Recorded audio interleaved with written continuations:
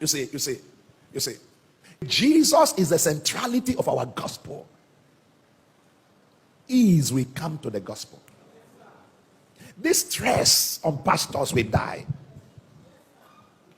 This pressure to produce result will die. He lives in you.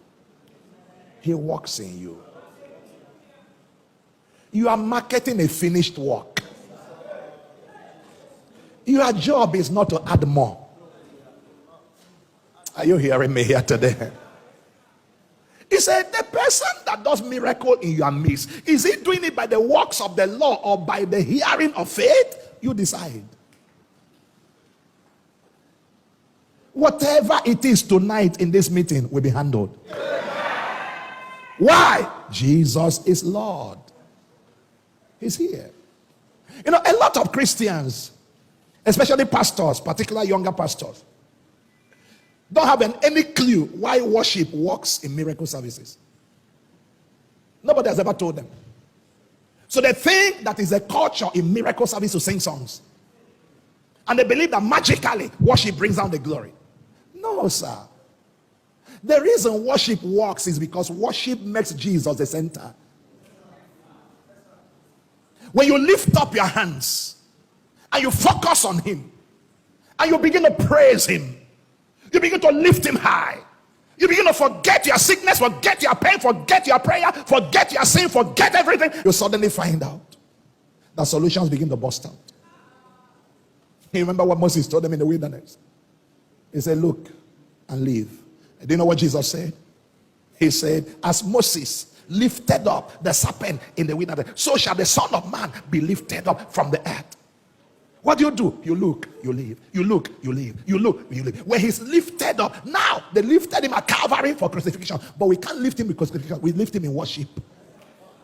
We put him central, and then all kinds of things begin to happen. In one moment of forgetting yourself, what you can see happen is beyond your imagination. Okay, let me add this because you need it.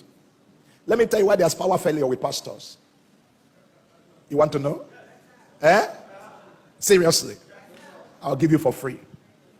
When you stand on the pulpit and think yourself, there's power failure. When you stand on the pulpit and forget yourself, your prayer, your ability, your saying, your failure, your everything, and focus on his finished work. And know I am here marketing, it is finished. Not considering you ministering, you are considering him that did the whole work. And just praise him, you'll see him move. That's why people wonder, this guy is not as good as me, he's not as righteous as me. Why is he working for him? He puts Jesus at the center. I think I'm wasting my time. I don't know who I'm talking. Anybody catching what I'm dealing with here? At the center of it all, it's you that I see. It's you that I see. No. You must see him at the center. Come on, are you hearing me? There is power in your name. Miracles happen in your name. Come on, lift up the hand. As we lift voice, it's you that I see. It's you that I see. Please sit down. Kabotola katahasha talengrekete kaba. Balaga dakaya kataha. Improkotaha. Inada da. There's a temptation to just stay there. Ayakom brakin talakasha.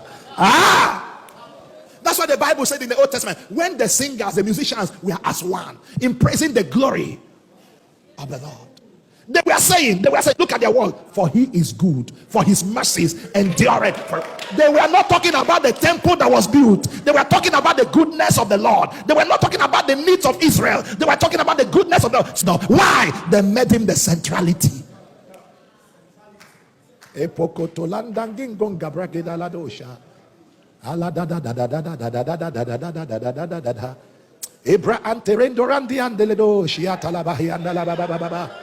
You are the center of it all. Hey, you